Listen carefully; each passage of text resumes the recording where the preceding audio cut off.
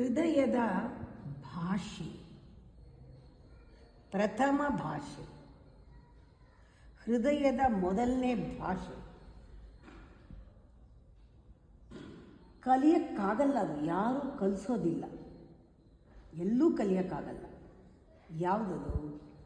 ತಾಯಿ ಪ್ರೀತಿಯ ಭಾಷೆ. ಏನೂ ಕೇಳದೆ ಎಲ್ಲ ಕೊಡೋ ಪ್ರೀತಿ ಅವಳದು. ಅವಳು ಗರ್ಭದಲ್ಲಿ ಮಾತ್ರ ಹೊರಲ್ಲ ಮಕ್ಕಳನ್ನ, ಅವಳ ಪ್ರಾರ್ಥನೆಯಲ್ಲಿ, ಧ್ಯಾನದಲ್ಲಿ ಸದಾ ಹೊತ್ಕೊಂಡಿರೋಳು ಆ ತಾಯಿ. ನೀನು ಬೆಳೆದಿದ್ರೂ, ಅವಳು ಕೈಕಾಲು ಬಿದ್ದೋಗಿದ್ರು,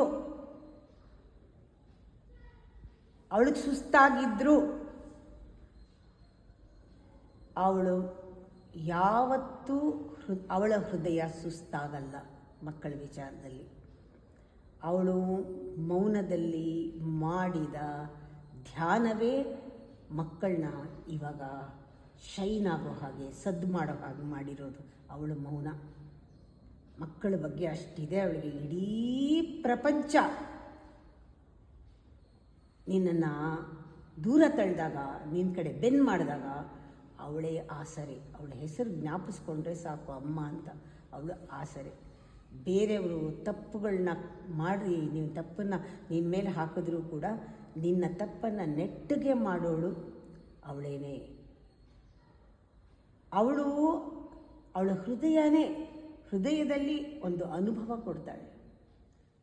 ಅದಕ್ಕೆ ಇದ್ದು ತೋರಿಸೋ ಒಂದು ಉದಾಹರಣೆ ತಾಯಿನೇ ಹೊರತು ಅವಳು ಅಡ್ವೈಸ್ ಮಾಡಲ್ಲ, ಜಾಸ್ತಿ ಟೀಚ್ ಮಾಡಲ್ಲ. ಅವಳು ಕಣ್ಣೀರು ಒರೆಸೋ ತಾಯಿ.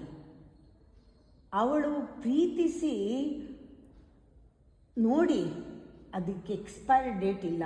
ಅವಳು ಇದ್ದಾಗಲೂ, ಅವಳು ಸತ್ತಾಗಲೂ ಅವಳು ಪ್ರೀತಿ ಶಾಶ್ವತವಾಗಿರುತ್ತೆ. ಯಾವ ನಿಮ್ಮ ಐಶ್ವರ್ಯಕ್ಕೂ ಸಾಟಿ ಇಲ್ಲ ಅವಳ ಪ್ರೀತಿ. ಅವಳು ಒಂದು ಹಗ್, ಅವಳ ಎಂಬ್ರೇಸ್, ಅವಳ ಅಪ್ಪುಗೆ ಎಷ್ಟು ನಿಮಗೆ ಶಕ್ತಿ ಕೊಡುತ್ತೆ, ಅದ್ಭುತವಾದ ಶಕ್ತಿ ಕೊಡುತ್ತೆ. ಎಷ್ಟೆಷ್ಟು ಹರಕೆ ಹೊತ್ತಿದ್ದಾಳೆ ನಿಮಗೋಸ್ಕರ, ಎಷ್ಟೆಷ್ಟು ತ್ಯಾಗ ಮಾಡಿದ್ದಾಳೆ ನಿಮಗೋಸ್ಕರ, ಅದ್ಯಾವುದೂ ಯಾವತ್ತೂ ಹೇಳಿಲ್ಲ. ಅದರಿಂದ ಅವಳು ಇವತ್ತಿದ್ದರೆ ಅವಳನ್ನು ಒಂದು ಆಭರಣ ಕಾಪಾಡೋ ಹಂಗೆ ಕಾಪಾಡಿ. ಅವಳು ಇಲ್ಲದೇ ಇದ್ದರೆ ಅವಳಿಗೆ ಹೇಗೆ ಇರಬೇಕು ನೀವು ಅಂತ ಇಷ್ಟ ಇತ್ತು, ಆ ಥರ ಇದ್ದುಬಿಡಿ ಸಾಕು.